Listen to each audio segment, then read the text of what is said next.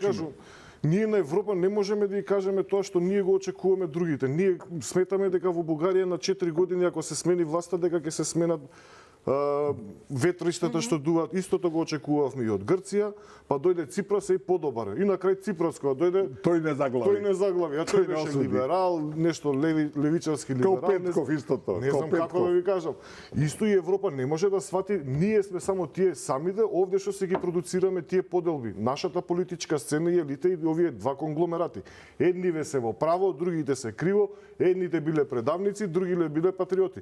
Ние мораме да ставиме едно сврзно ткиво или да седнат овие лидерски средби сме имале, нека извадат еден лист хартија, 5 точки да се договорат и да речат луѓе од овие 5 точки нема отстапување. Ова е свето писмо на Македонија. Тоа се бара на лидерска, тоа е лидерска средба кај што ќе утврдиш национални ставови од кои што не можеш да отстапуваш. И после на етничка основа, на политичка, на било како да не може да те разединат. А не ние самите внатре се разединуваме. Сега ќе ви кажам, имам изворна информација, 20 години работев во Белград, имав пријатели на високи позиции во Словенија. Ми кажат директно луѓе кои беа инволвирани, кои знаат, под водство на Кучан, кога почна распадот на Југославија, 4 главни партии се собрале, лидерите седнале и рекле ова и ова за Словенија е недопирливо. Никој не сме да го допре тоа. За другото, ќе пукаме едни во други, ќе скокаме едни на други. Овие 4 прашања се фундаментални, клучни, стратегиски. И тоа го почитувале. А ние, кажете ми денеска, имаме ли ние во Македонија консензус за било што, дека македонци сме? Немаме ни за тоа консензус. Некој мисли дека сме... За жал некако и политичките партии дополнително со реториката во јавноста. Еднава политичка провиненца почнува, ние сме потомци античка Македонија, другиве не сме. Едниве викаат... И знамењата завете ги, овие две знамења имаме сега. Све дупло. Ма тоа само создава несигурност кај народот. Точно. Ние не можеме ништо да едуцираме, самите да створиме историски факт за кој што народот или следните генерации ќе се водат. И покажуваме на светот дека не знаеме што сакаме. Ке нас сите се слободни стрелци, значи се пуштаат најразлични информации од двата табори, 3-4 колку се и кој кого закачиш, во што сакате да верувате тоа. Не можеме, така не се ствара нити национално единство. Го зборевме минатата емисија, дури и со етничките заедници. Ви кажувам, образовниот процес не е за сите. Вика зашто припадниците на албанци во етничката заедница не го носат на македонското знаме. Викам, еве, прашајте ги у школа, у историја, дали на час по историја учат нешто за Илинденското востание. Да, за жал се прават постојано поделби на место. Веќе јазикот не го учат јазикот. Ама чекајте, ако нема јазик македонски, што ќе се разбереме? Ама вие можете да го дадете тоа како изборен јазик нека биде, вие ако сакате да го учите, ќе го учите. И македонците еве нека имаат изборен јазик албански. Мислам, тоа е стварно мислам космополитенски да гледате така. Вие на пример, ако сакате се стремите за економија, утре да бидете предприемачи на факултет, да сте треба да знаете дека албанскиот јазик ќе ви оствари пристап до пазарот 6,5-7 милиона народ. Видите, тоа не е спорно, меѓутоа мора да има еден јазик во било која држава. Знаете, за Финска е спорно така натака. Значи, и знаете кој е најголемиот недостаток на Охридско-Тамковиот договор кој е катастрофален за македонците? Затоа што не е ставен македонскиот јазик како обединувачки и не е тоа случајно направено така. Затоа што ако нема обединувачки јазик да се разбереме, не можеме да зборуваме едните на едниот другиот јазик. Ова што се случува сега, едниве учете си како сакате, ние ќе си учиме до кога трае. Катастрофа. И на крај ви се дешава не се разбираме. А викаат јазикот треба да не сврзува. Кој јазик да не сврзува кога не збориме заеднички јазик? Тоа намерно се прави за да државата утре се покаже не. Или поттикнуваме да не се зборува заеднички јазик. Епа, ако политичарите или овие политички елити ни продуцираат ние да не говориме заеднички јазик, зашто мислите дека би продуцирале заеднички став по одредени прашања? Најголема бомба е Тиранската платформа. Најголема бомба. Ни нивици, ни договорот за непријателство со Бугарија не се толку страшни колку Тиранската платформа. Таа го руши од внатре, разбите. Таа е бомба без запалка. Често пати тука сме го дискутирале прашањето зошто потребата воопшто да се креираат внатрешни и дополнителни да се засилуваат тие превирања и поделби, ако целта е да научиме да живееме сите заедно во оваа држава, политичарите си работат својата својата работа во име на граѓаните кои што ги донесле на власт. И токму во тој однос сакам да прашам, од една страна е предизвикот и притисокот што се прави за македонските европски интеграции, но од друга страна факт е дека имаме внатрешни проблеми, економска криза, војната на Блискиот исток помеѓу Иран и САД не се знае како ќе заврши утре, истекува примирието. Енергетската криза која што де факто е на глобално ниво, меѓутоа и нас не тангира. Граѓаните факт е дека тешко живеат. Колку воопшто треба и фокусот да отиде тамо на тие не само внатрешни реформи, него на некаков достоинствен живот за граѓаните. Колку сметате дека воопшто се прави добробит и се преземаат сите мерки што треба да се преземат? Не се преземаат мерки кај нас, многу пати сум го кажал тоа. Ние сме држава во која што со лонче се трча да се гасат пожари. Буквално во било кој сегмент, дали е здравство, дали е реформи, правосудство, во секоја пора на нашето општество или проблеми на општеството, прво не се третираат проблемите, него се третира, како да кажам, почвата за одредени елити кои што треба да профитираат, да го капитализираат нивниот имот во овој мандат, еве така да се изразам. Кај нас имате власт во интерес на елитите, немате во интерес на народот. Народот се лаже пред избори, им се сервираат оние пораки кои што ги задира најемотивните, највише што ги болат, на крај кој да дојде на власт и кажам дека нема суштински промени. Еве, не сакам да бидам онака тврдокорен критичар на ВМРО ДПМН и на ова, но еве кажете ми што всушност се смени во овие 2 години власт на нова власт на ВМРО ДПМН. Ако се земе во предвид дека истата таа партија пред да дојде на власт била 7 години опозиција, на дневна основа критикувале, држале пресконференции, ова не чини, ова не го направила до. Са не можеме ние сите 7 години да ги употребиме на опозиција на ВМРО, дошле на власт и сега еве ние они го потпишале договорот со Бугарија за добрососедство, ние сега нема да даваме уставни, тука да биде единственото, мислам, тоа е единствената разлика на овие претходнава структура и ова. Друго ќе видите, ние немаме суштински промени. Еве, од власта сметаат дека економски аспект, последно премиерот цитираше од овде сум кажал, значи ние имате ВМРО во март месец пред изборите во 2024 што ви искача на пресконференција и ви кажува дека да се укине она мрежарина на струјата и дека струјата мора да поевтини се ограбува македонскиот народ. За една година од вас, ВМРО ДПМН ја поскапува струјата, парното. Потоа што беше друго во однос кога беше војната, кога почна војната 2021-та, втора година уствари во февруари месец со Украина, првата пресконференција бара укинувањето на ДДВ и намалување и укинување на акцизите на горивата за цените да се ценовират. Мерките не се доволни сега во моментов.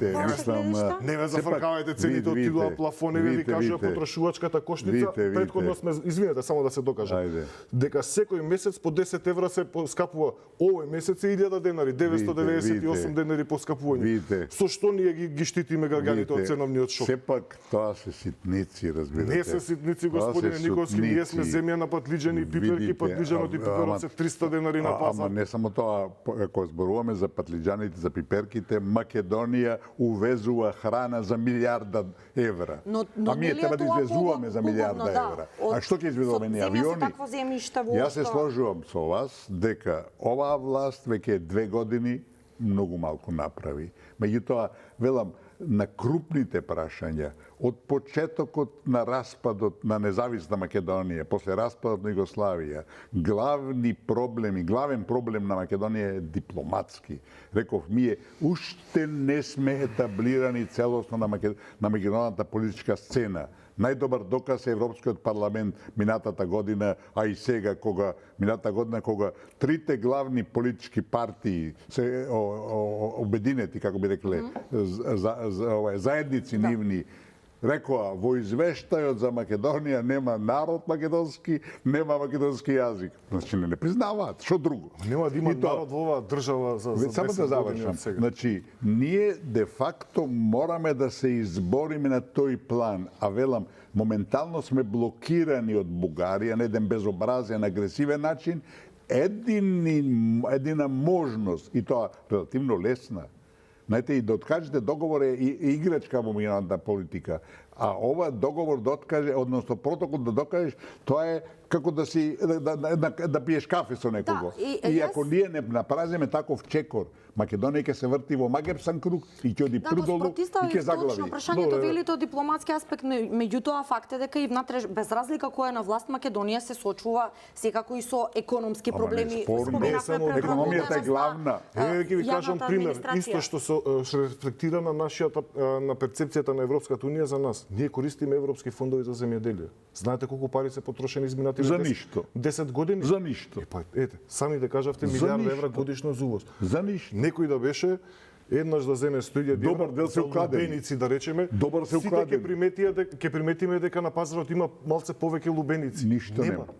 И еве сега ни се блокирани фондовите затоа што конечно ги фатија таму двајца дека баралеа ванта од две различни институции кои што се поврзани со. А цело време е така. И сега тоа замислете како одзива тој и мислите дека нема да биде тоа следниот извештај. Видите. Што треба за некој? Ама како нема да биде? Видите. Кажете ми вие, во што ние имаме како држава стратегија?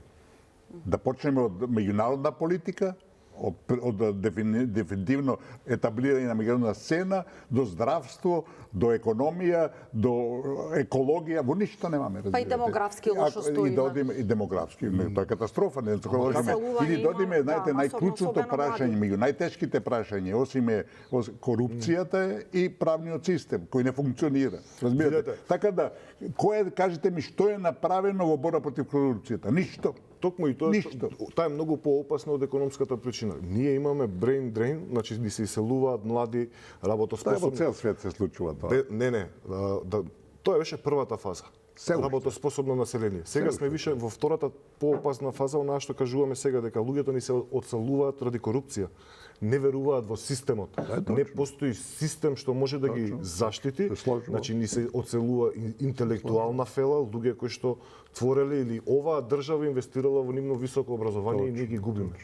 Ме разбирате? Тоа е многу пострашно него оној првиот бран кој што секоја европска земја, мислам секоја земја која што ќе влезе во пристапните преговори со Европа, така и се случи исто и на Бугарија, и се случи исто и на Хрватска.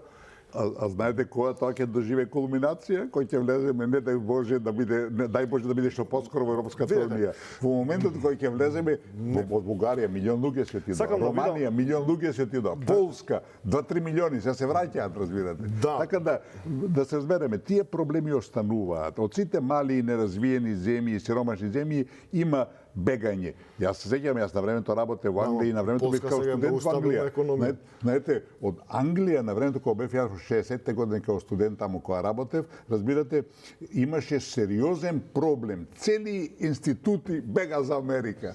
Таму има подобри услови за работа, поголеми плати. Така тоа движење ситуацијата во Македонија најмногу не допира. Класичен пример е го спомнавме земјоделието. Колку ние сме више девастирани како држава. Значи, еве, се зборува дека се инвестира, сме давале субвенции. Имав прилика, баш овој викенд бев во Бугарија.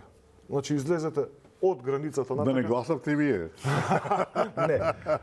Значи, сакам да кажам, сите имоти што се покрај патот ќе ги видите дека се обработени и подготвени за во Бугарија. Во Бугарија. Значи, од тука до Софија. Не беше така. Ви кажам. Не беше така. Дури баш зборував со луѓето и оние ме зачуди, оние имоти кои што се во планинските предели, каде што реално нема некоја култура што би можеле да одгледуваат и тие се исто обработени, викам мора да бидат чим се покрај патот. Мора. Во Србија исто излезете. Од Врање натака до Ниш, кажете. Добро, Србија секогаш била позитивна во земјоделие. Без разлика. Значи, еден имот нема што не е обработен. Изоран, спремен, посеан, обработен, подготвен. Само кај нас кога возиме имаме жбунови. Све е празно. Све е празно, стои, чека некој да продае бензинска да го побараат плацот. Абе ви реков, ако Македонија увезува милиарда за храна, ни треба пола Европа да ја храниме. Ова кажува дека ние и тие фондови, значи ние не го поттикнуваме вистинското земјоделство. Точно. Ние го поттикнуваме тоа криминогеното земјоделство, алаш верашот. И пријатели вамо таму. Тоа ви кажувам, затоа, значи тоа секаде се и во Грција се прави. Милиарди евра се луѓе, тоа се повеќе, сега нека трескам некоја сума, ама станува збор сигурно за десетици милиарди во изминативе 10 години.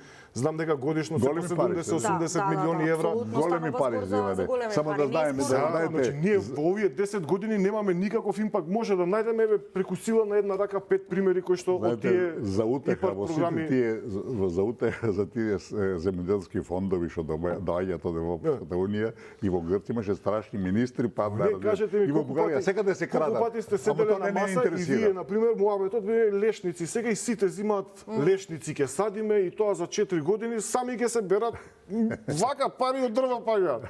И лешници сте виделе негде кај нас? Нема лешници. Добра. После ајде ронија сите ќе одбедува. Мислам, како ви кажа? За ако сакате во било што да успеете, не сме истрени во политиките. Видите, прво и основно се прави стратегија. Ако немаш стратегија, ти сакал неги ќе се вртиш во круг. Ако ние се вртиме во круг се дека не ни снема пари, после кога снема 35 години се вртиме во круг. Се задолжуваме секоја година. 35 години се вртиме во круг. Македонија е сериозно задолжена земја. Сериозно задолжена земја, и тоа ќе доаѓа се повеќе и ќе експлодира. Сега рекоа премиерот ние сме презадолжена. Тоа ни кажува, значи не треба вие процентуално да гледате. Чим ви кажуваат дека ние земаме кредити за да ги плаќаме претходните кредити. Тоа све јасно. Тоа све ви кажуваат. Значи одиш нагоре плаќај и тој ќе колабира. Кај нас го водат е официјален државниот долг. Значи државата колку е задолжена. Дека го извадат долгот на стопанството да видите кај нас стопанството колку е задолжено. Ние се гледа дека немаме ликвидност враќа стари долгови. Сега е, но веројатно тие треба да се враќаат. Стопанството е тоа што ја полни касата. Значи ако стопанството не е ликвидно, другото што да зборим. Власта објави дека оваа година и следната година по 2,5 милиарди евра треба да вратиме луѓе. Знаете што се задолжувало? Значи дека не само што нема развој, него ние ќе треба да се стеснеме максимално. Господине Никовски, статистички кога ќе видите како беше вечерта победи ВМРО ДПМН, премиерот сега дигна раче €1.000.000 Унгарија части. Така беше? Милиарда, да, извинете. Благодарам. Предходна статистички кога ќе видите предходната власт на 3 месеци 250-200 милиона беше задолжувањето. Со тоа што они психички се спремаа пошто ВМРО беше многу поорганизирано и помасовно кога ги критикуваше тие задолжувања. Ме разбират? Ама пак кога ќе видите 4 квартали во една година по 200 и пак е истата пара. Пак милиарда евра се во праш. И сега дали некој земал со 3% камата, со 4% камата, на крај на исто се сведува. На крај на исто. Ама парите се тие што фалат во држава. Него ние не знаете како еви оној пат гледам закон за се гласа закон за задолжување за изградба на спортски сали. Како може задолжување за спортски сали? Тие спортски сали ќе правиме буџетот? Не можат да ги вратат тие пари.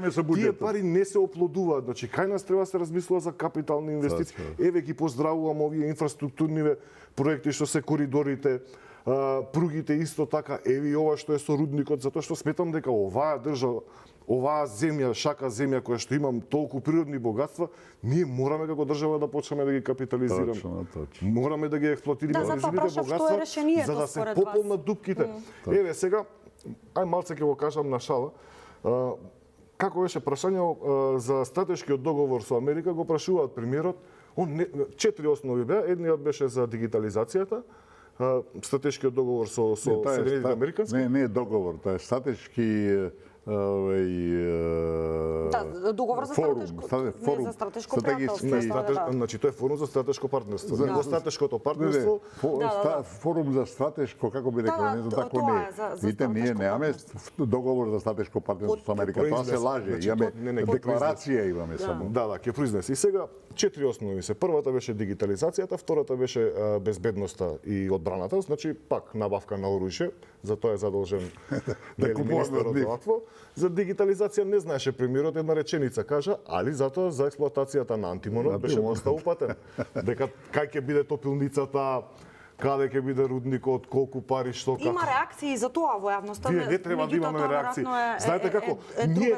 Ние благодарение на Тито и Југославија ја прескокнавме индустријската ера на оваа земја. Не знам како да ви кажам, или ја поминавме безболно. Една Велика Британија толкава сила е изградена на индустријски капацитети, па на филмовите што ги гледаме, сите оние од 50-тите години британци нешто се црни од јагленот по фабрики нешто работат. Ние некеме фабрики, сакаме пари. Некеме руда ќе ја загадуваме. Ние треба, не знам, за бумбарите да се грижиме. Не разбирате?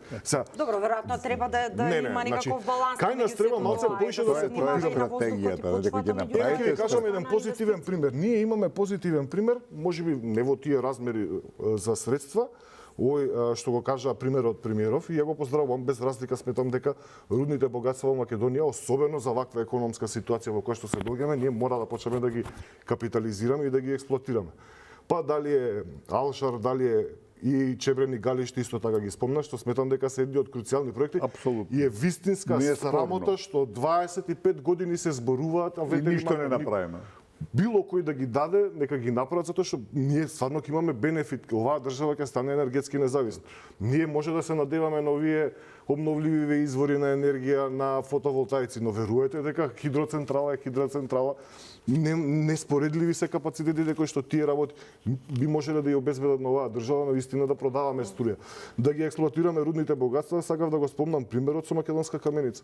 Сте биле ли во Македонска каменица да видите како убаво градче? Можеби е мало, живее од рудникот имаме Саса, колега од таму. годишна цесија им е 350-400 евра, што повеќе му треба на Македонска каменица. Уредно кејче, сите улици средени, Па и порано така функционирало. Буквално целиот град приоритет. обновени, сите фасади се нови, граѓаните се релаксирани, рударите си имаат достоинствени плати, што кој да ги прашам од 1000 до 1300 евра, колку што знам. Домаќинско Сакам да кажам, однесување. и фудбалскиот клуб исто така целосно е спонзориран од тие средства што ги взимаат како концесија. Значи има една целина. Сега, значи тие пари со ова со антимод, замислете тоа каков бум би било за Крива Паланка или за тој регион целосно. Не, апсолутно, јас се сложам со тоа, затоа што реков, Истото беше ја пропуштиевме шансата, ма кај нас политиката секогаш ги мрси работите. Истото беше и кај Штука и Ловица доле. Има злато, сите кажу, луѓе, И го уништија тој проект, 125 евра е грам злато на светскиот и пазар. екологистите, па после оние Таму- што бараат заштита на животна средина, Ама видите, опозицијата сите знаете, Ама вака гледайте Мора сега. да има приоритети. Америка трошеше 300 милиарди долари за форумот за климатски промени. И еве сега има потреба, ај за кога ќе дојдеме за Иран ќе збориме за војната.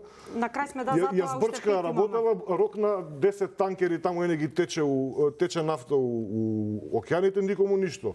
Ураниум со бомби беше пуштаат. Да. Во После ќе последните го 5 мислиме. минути сакам за крај споменавте, не ни остана многу време, меѓутоа еве една ваша генерална оценка и од вашето искуство, предвидувања. Ја споменавме војната Иран-САД, која де факто го тангира целиот свет, вклучително на нас. Кои се вашите прогнози? Утре истекува рокот за она примирие, некако се на стаклени нозе, има разногласие. Дали очекувате некој побрз крај, евентуален, дали гледате решение, секако и во низ призма на енергетската криза, па и она кај нас што се случува? Не сум оптимист, бидејќи иако американската делегација тргнала за Исламабад, очигледни се разликите комплетно, мислам, спротивставени Иранците велат ставови. нема да седнеме. Иранците векаат дека нема да преговараат. Она што го поставува Америка е ултиматум, разбирате, и една држава како што е Иран, не е тоа Венецуела, знаете, тоа пак има 2-3 годишна или 5000 годишна традиција, нема да прифатат. Мислам дека американската политика во однос на Иран е апсолутно погрешна, за разлика од што го спомнавме преска во однос на Русија, која е револуционерна промена, позитивна во Америка. Ова што се направи во Венецуела и што се прави во Иран е класичен државен тероризам, со други зборови, кој цел свет го доведува во една тешка ситуација, во една криза. Мислам, нема лесно се најде договор, иако двете страни покажуваат интерес да се бара нешто, едноставно не е, ке трае, мора да се најде договор, бидејќи во инаку сите, цел свет ќе оди прудолу, разбирате, али велам, оптимизам за нешто брзо, некако брзо решение нема и да бидеме исто така јасни. Блискиот исток останува рак рана светска следните 10, 20, 30 години. Поготово постојано што се случи во Газа, тие палестинци кои тамо деца вида како умираат луѓе и после 50 години нема да сака да го прифатат Израел и тоа е погрешна, класично погрешна политика на Израел и велам, тоа станува едно еден опасен дел од светот, Жариште. едно жариште кое нема да се смири уште долго години, и Америка таму постана главна улога, и со ваквата политика ако продолжат ќе биде лошо за сите. Да, економските прогнози за 2026 споменав на глобално ниво се прилично лоши. Како вие воопшто предвидувате, ајде да кажеме, каков исход и како тоа Има нас малце не едно тангира? поинако видување за војниот конфликт во Иран. Еве, вие го спомнавте дипломатскиот, како да кажам, дипломатската перспектива. Ја би ја спомнал економската.